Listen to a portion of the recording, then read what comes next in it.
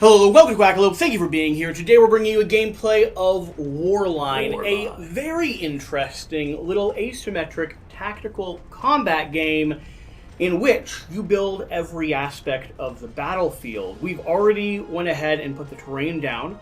We've chosen our asymmetric factions. I'm playing as the Kingdom of Timber. I'm playing as Flaym. And we've went ahead and drafted cards, our turn order, and chosen the troop numbers we're going to be using We're all before set up we and ready to engage in combat. All of that is stuff you do before where we're starting in the gameplay, and it does actually make a difference to the combat. Yeah. However, we're a few games in so far, Yeah. and we're still figuring out exactly what difference it makes when we do things. Sometimes we screw ourselves over. Every now and then, we hurt the opposing player. Rarely, it seems. The last game we played, he literally drop-kicked me off the map. Yeah. It was a rough night. Okay, Warline.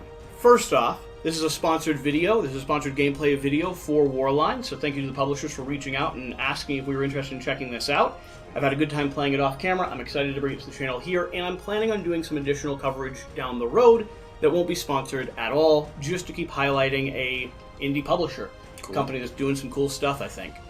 How do we win? You want to set up the win-loss conditions here? There's 4 ways to win, but really 3. First way is to kill at least or slaughter at least 5 of your enemy's battalions. That means reduce their number to 0. The second way is to imprison at least 3 of their battalions. You can do that by routing them off the edge of the board. And then the third way is to, spoils, I think is what it's called. Ransack, pillage. Yeah, pillage. You pillage both of their castles. It's called a starvation victory. Yeah. Oh, that's right. Yeah. You're right. Starvation, which is where you basically destroy both of their forts. And then you win the game that way. There's a fourth way, and that is if you can, what's called blunt them, which is make it so that they can't do any kind of an aggressive action. It's called the chess victory.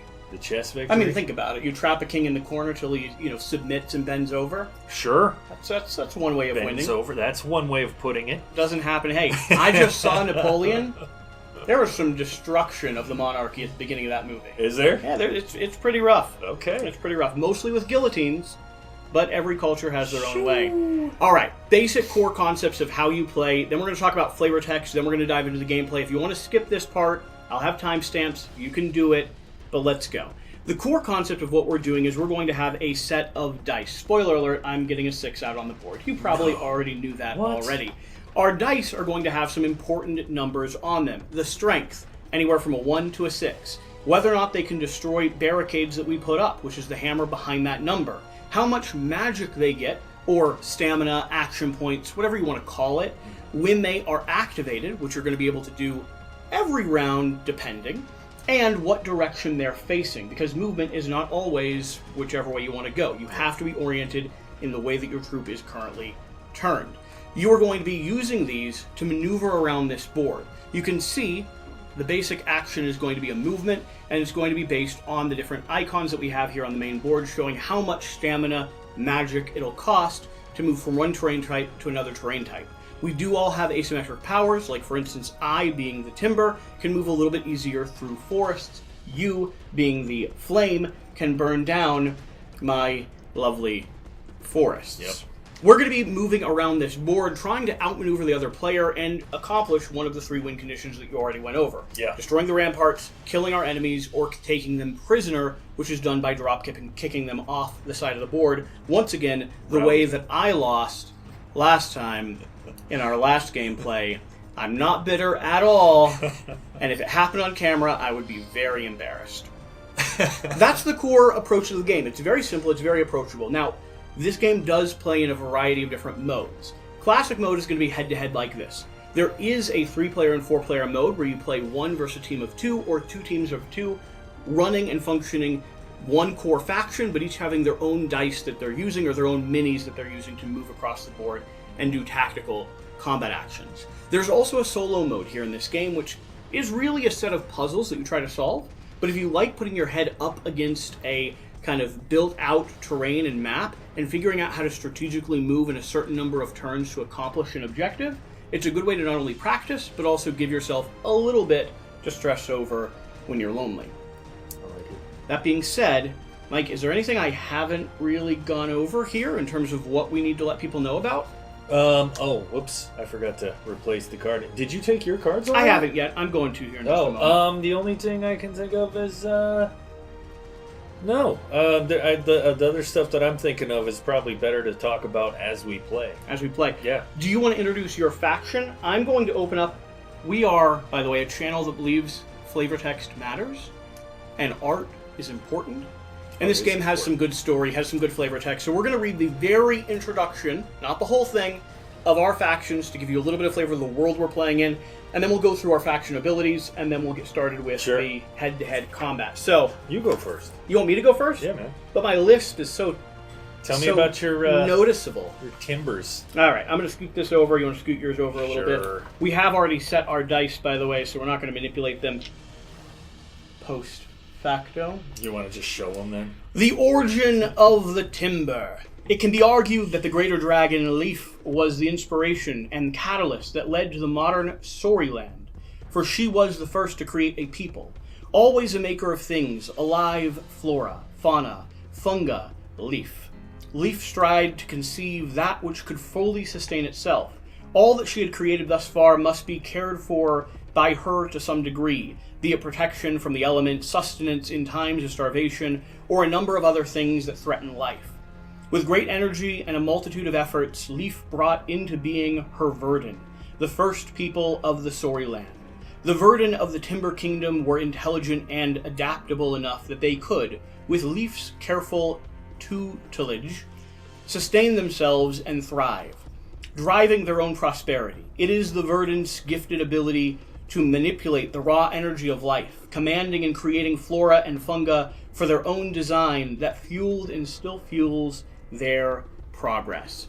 And here you can see a little bit of the art for different characters that we're playing. I really do love some of the scenic pictures they have here. Oh, the art's awesome. It's just absolutely compelling. And the character concepts are really cool too. Yeah, I dig it. Yeah. Okay, so that is going to be mine, and then I think yours is one before. All right. The Kingdom of the Flaym. Origin of the Flaym. At the dawn of Soroyland's modern age, the greater dragon Fear created her perfect people. Following dissatisfaction with her first creation, the Lizblood, Fear this time succeeded in bringing into being the epitome of the dragon's aspect.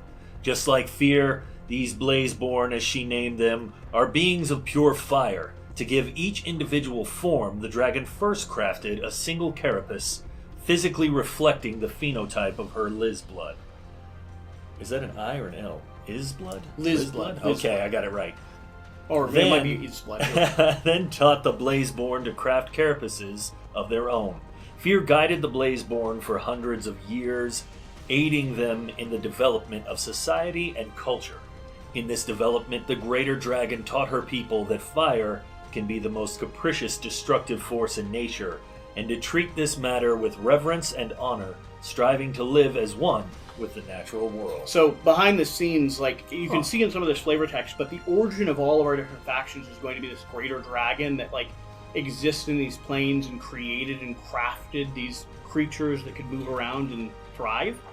In the future, I think we're going to see some opportunities to rip apart some of those dragons. Oh. Yeah. Things are going to get dark and twisted one day soon.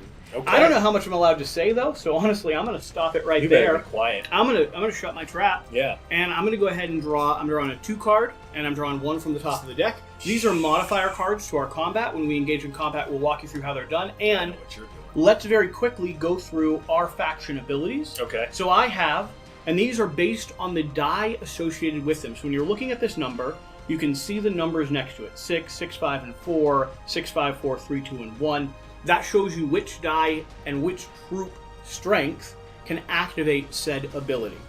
I have Splinter. I can remove any of my ramparts in the battlefield and deal 4 damage on all adjacent sides.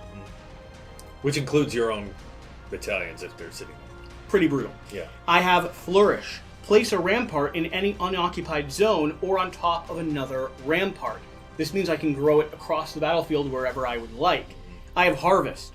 Build a rampart and return, or demolish a rampart and return it to a rampart's resource. So unlike other people, I could actually bring mine back if I find they're not in a useful spot anymore. Yeah. Overgrow.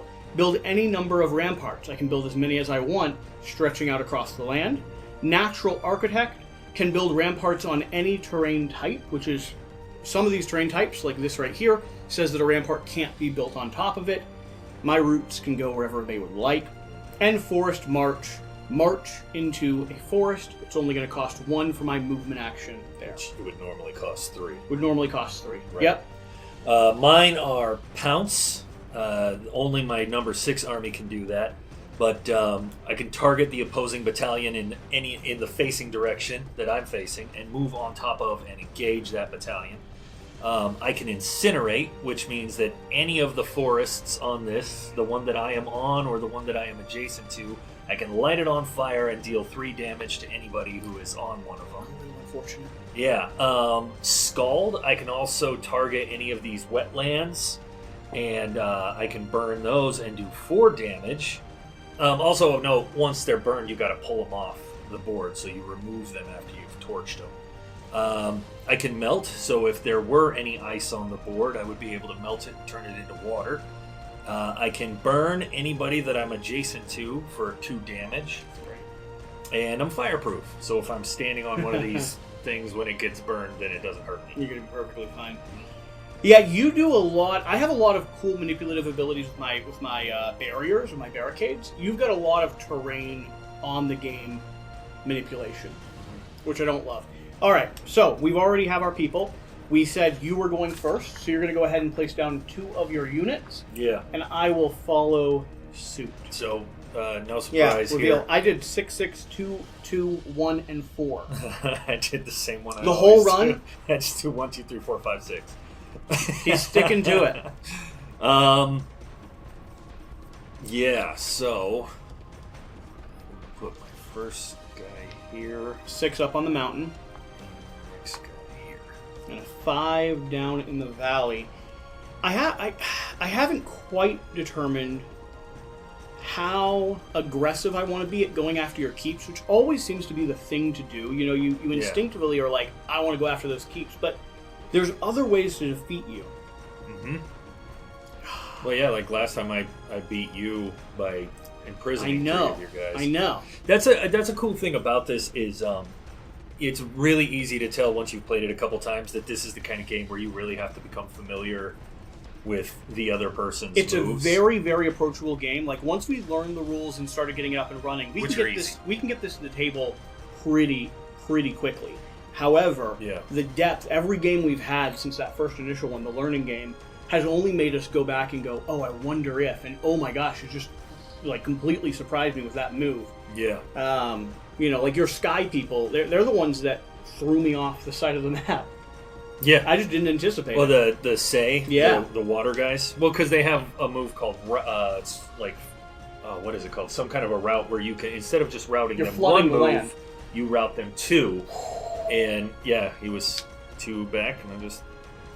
But you killed that was the other thing is like you had your ramparts, and took out like half of one of my battalions. Because of the different victory conditions, there's almost always something your opponent can do to foil your plan or to claim victory for themselves. Whereas in some games that have a pretty straightforward victory condition, like there's just 1, or 2 main targets you're going for, or like a sub condition for winning. You run into situations where, like, the game's lost. And you can look at it and you can be like, oh, I'm clearly in 3 more rounds, you're going to deal 17 more damage, and my castle's going to fall. That's not the case here. Mm-hmm. There's been places where we've surprised each other quite a bit with tactical moves. Oh, man. This is stressing me out, though. I don't think we played this enough to really figure out. Yeah, but I keep losing to you, so that's what's really freaking me out. Again, we keep losing because, like that last time, you just didn't even realize that I could do the 2 route thing that I did. Yeah, but maybe you're secretly an all-powerful magician wielding deeper insights into the world of Warline than I'll ever be able to comprehend. Oh, man. Last action here. I've got a 1 and a 4. It's a tough spot to be in because I still haven't decided if I'm charging you, if I'm going all in, guns a-blazing, or if I'm going to hold my own and have you come to me. I want to keep out of forests. That's one of the big issues that I'm going to have. Okay. I think I'm going to do a 4 straight on here, facing you, because you're right there with it. Right. If I put a 1 on top of that, though, I'll be weaker than you. Yep. And I know you took a 4 modifier card down here, which means you've got a little bit of a buff in your hand. That was a natural one to take. Not necessarily, because the last time what helped me was having the extra magic. It's true.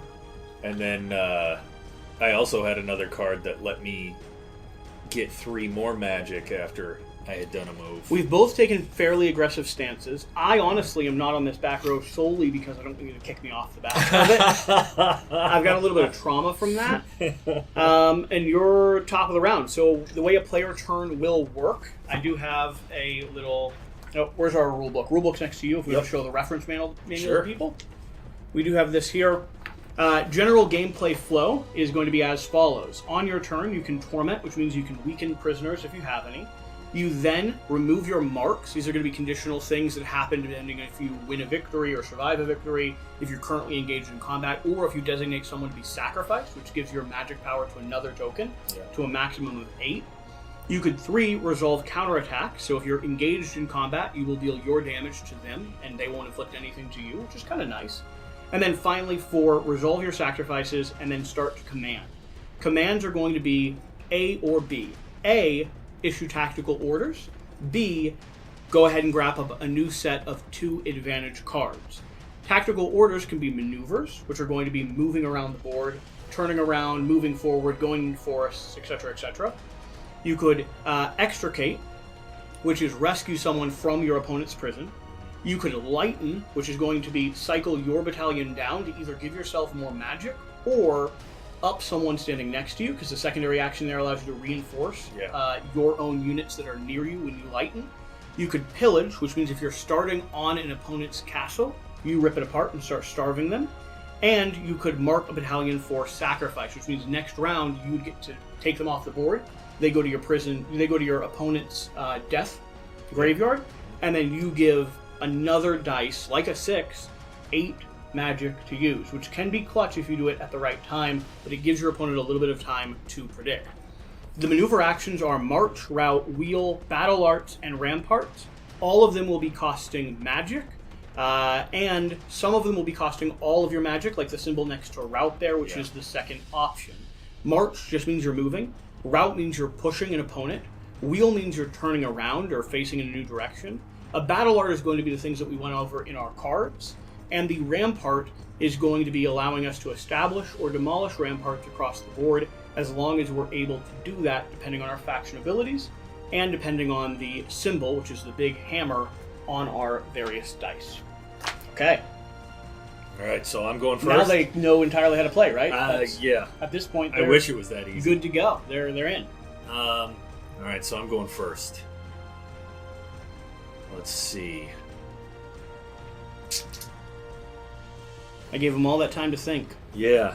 Well, it's a first move, so it's the one where I really got to think carefully. That's why I don't want you to how I want to do analyze this. it, because if you think too much, I lose.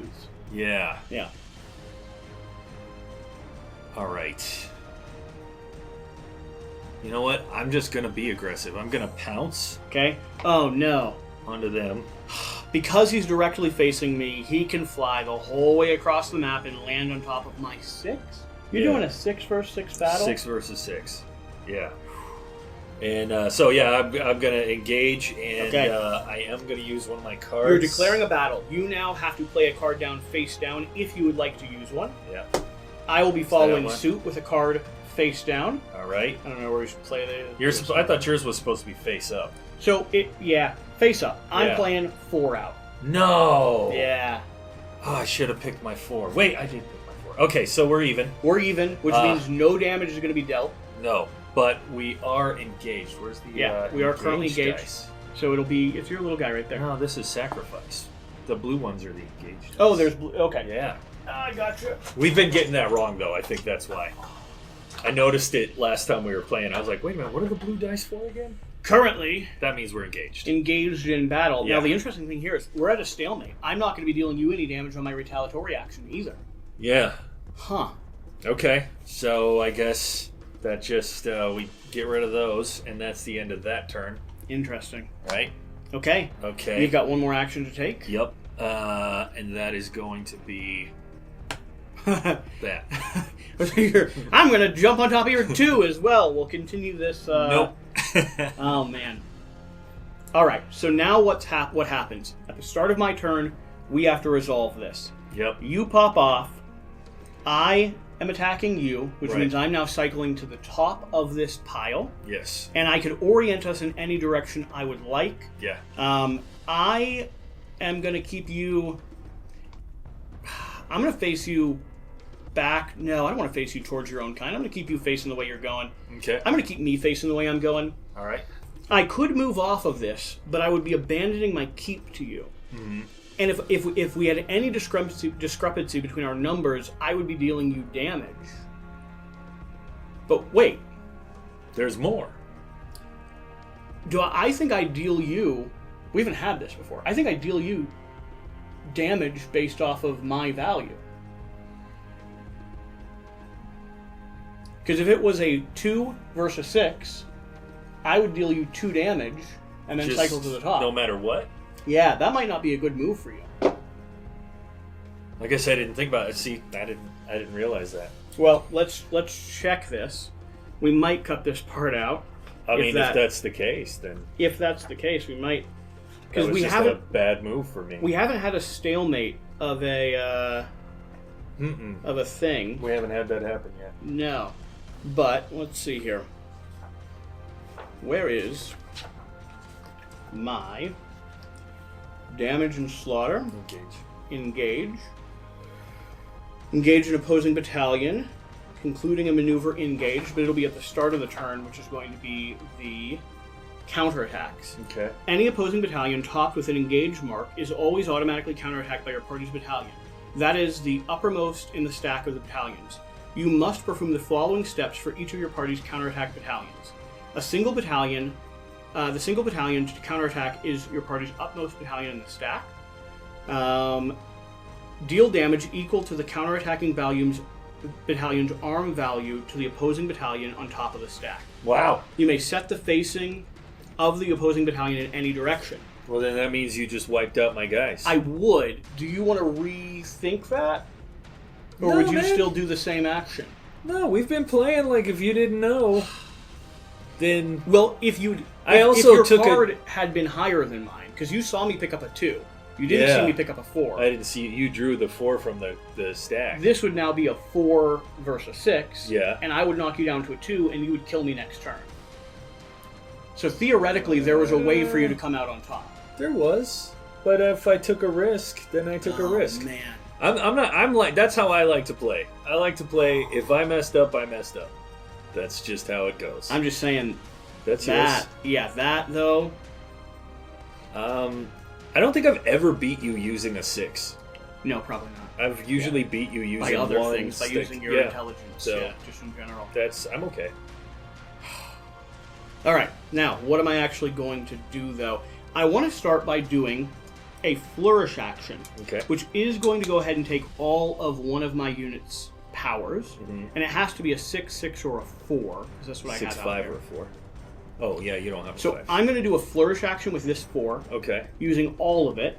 Place a rampart in any unoccupied zone or on top of another rampart. I'm going to set it down right here. Mm-hmm.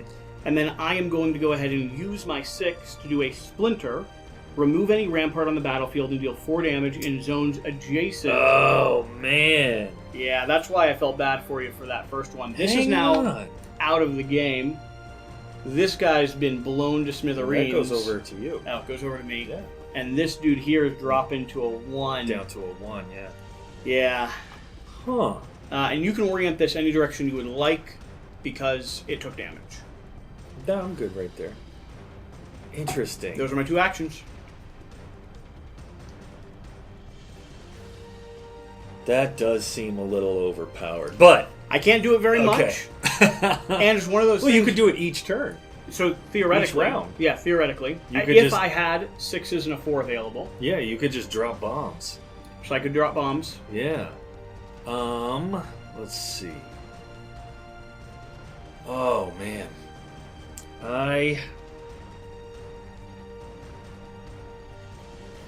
Okay, I am going to go 1, 2, and then I'm going to use my magic to burn you. Okay, dropping me by 2. Yeah, that brings you down to 2. And that will be the end of that, guys. I'm going to be facing you. No, I think I'm going to be facing there for now. Okay. Okay? And then I will do...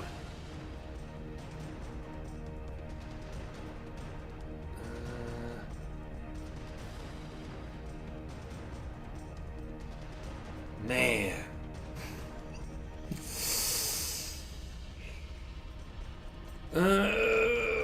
Yeah, you got me. That was a big initial hit. Yeah. A 6 and a 5 knocked out of play quickly. All right, I'm gonna wait.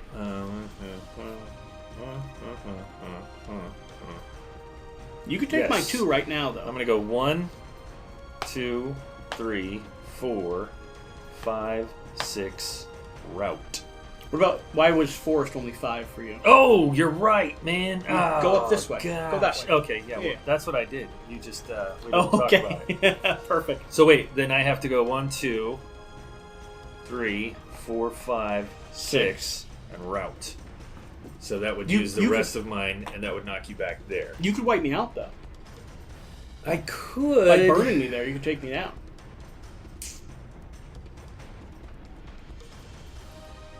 I had a different idea. Okay. But you know what? Let's do that. Let's do that. You want to set people Wait, on fire. do I have enough left? I have to have... You just use the rest of it. Oh, yeah, okay.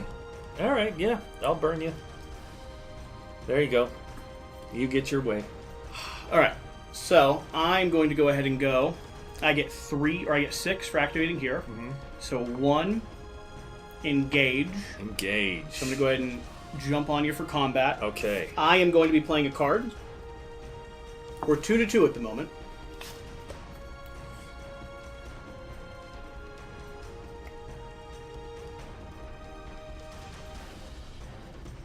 I'm picking up that this might be a special powers and ability card because it does not take me that long to look at a number. Well, I just realized that I also made a mistake. I don't think I can do what I was hoping I could do in this situation.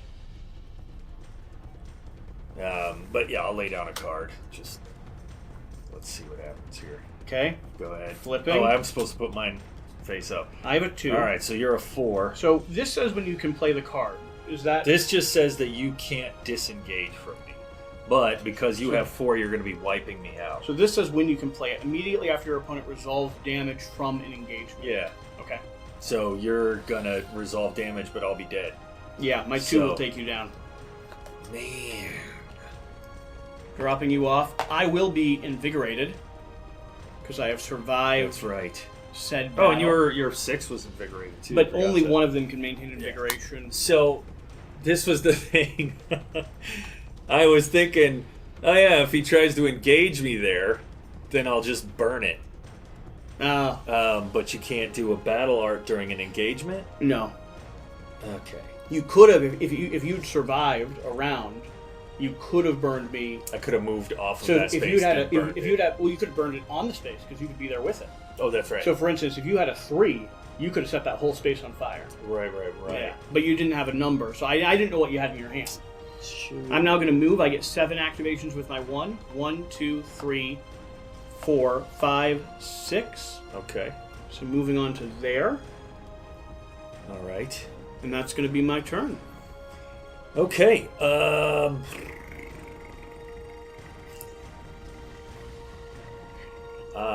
This is going for you about as the last game went for me. Yeah. Putting the 6s on your ramparts isn't a bad idea. Because you got, I mean, it's 2 of your targets right there, but it's beefy. Yeah.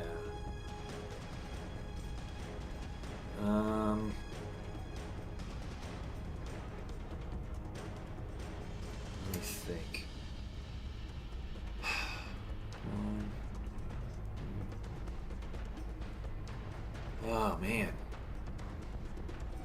Okay. Here's what I'm going to do. Nope, that won't work.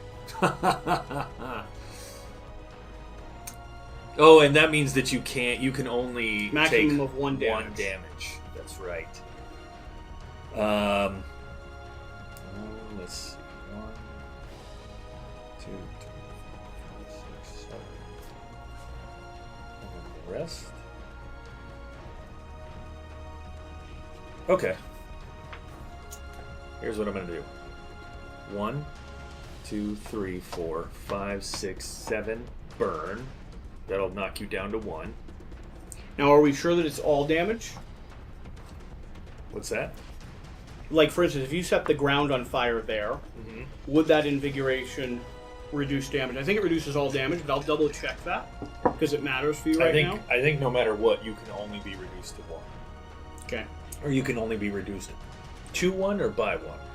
If your battalion engages an opposing battalion at any point during a maneuver and concludes the maneuver not engaged, your battalion gains a vigor posture.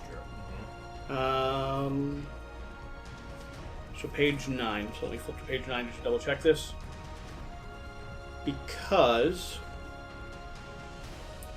vigor posture, the battalion's morale is soaring, cannot be routed, and it can be dealt no more than a total of 1 damage across the entirety of a single turn. Yep. Okay. Alright, so now he's at 1. Correct? He's at 1. And we gotta remove that. Sorry. Alright, so that goes up here. Now my next move is gonna be 1, 2, 3, and route. Push me off. You're going to capture him? Yeah. Okay. Take that guy. So I don't get to pillage immediately. And I've got 2 big old slow-moving troops. Question is, do I want to start marching in your direction? You're going to be able to wipe out... Both my guys are dead if I don't do something about it. Because you're going to be able to wipe them out. I still do have bombs, though. Yeah, that's the part that I'm like, man, that seems...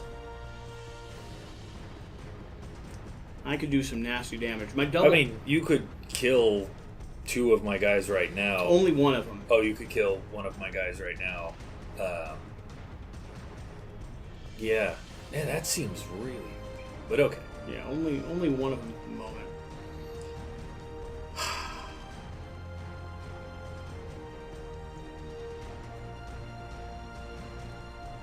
Okay. Yeah, I'm just gonna chip away at you. I think it's the best play. 6 is gonna go ahead and do a flourish action, which takes all of his magic. I'll stick this down.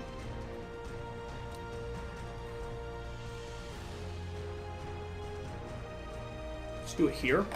Yeah, I was gonna say, might as well take out my 4. My other 6 is gonna do a splinter action, causing that to rip apart. And I'm grabbing your 4 off the board. Got it.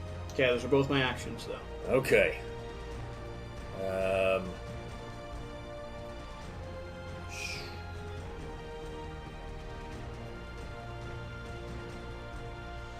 Oh, see. I think you got me, man.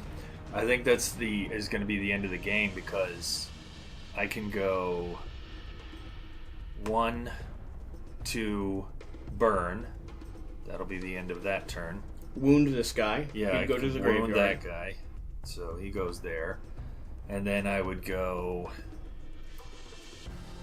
You'd take him out. Yeah, but that's not going to get me anything. I know, you'd be 1 away 2, from beating me. 3, 4, 5, 6, burn. And that's the end of my turn. Yeah, and then I'm going to deal... Yep. that final blow. Not jumping on him from the get-go was smart, but losing that battle and losing that value of 6 was detrimental. Mm-hmm. That really changed the layout. What do you think? Do you want to go again? Yeah. Well, let's take a break and then I'm down to play again. Okay. Yeah. All right. Thank you for watching. Thank you for being here. Hopefully you enjoyed that. How do you feel? I like this game a lot. I'm disappointed that your initial attack, based off something that you didn't quite know. But I think that's how we've won each of these games, and that's what I was trying to say at the beginning. I think this game, as you play more, you start realizing like, oh, that could have been a good strategy, that was not a good strategy, etc., etc. The only thing I can say is you didn't know I had a 4 in my hand. You knew I had at least a 2. Yeah. And if you had a 4 and I only had a 2, it would have been a great opening move. Yeah, that's... Because you're taking out the things that I need to actually do those explosions. However, because I had a 4 and we canceled each other... That's why I said I don't think we should take it back. That was a risk. Yeah, I feel like I won off of a little bit of a technicality, and I want to beat you thoroughly. Okay, I know you do. I was saying before we played, I was like, I know you're mad, and I know you want to play me again. This has got a lot of stuff. I mean, it's got a lot of stuff going for it, though. Like, it really is smart the way it maneuvers stuff around. Yeah. It feels similar to tactics games like chess or other like war-style games without being overly bogged down in rules. Like, all the rules I need to know to play this game are on this card and on the dice in front of me. Yep. And then I'm ready to go. Yeah, it's very easy to get into. I think that's, they say a lot about them. It's easy to play, difficult to master. Yeah. Right? Yeah. So, All right. Hey, thanks for watching. Hopefully you've enjoyed that. There's probably going to be another gameplay where we go head-to-head, maybe with some different factions, maybe with the same factions. We'll see. But if that was published before or after this one, either way, hopefully you enjoyed. Whatever the case, though, whatever you do, remember to do the important thing. Get out and play some games. We'll see you later.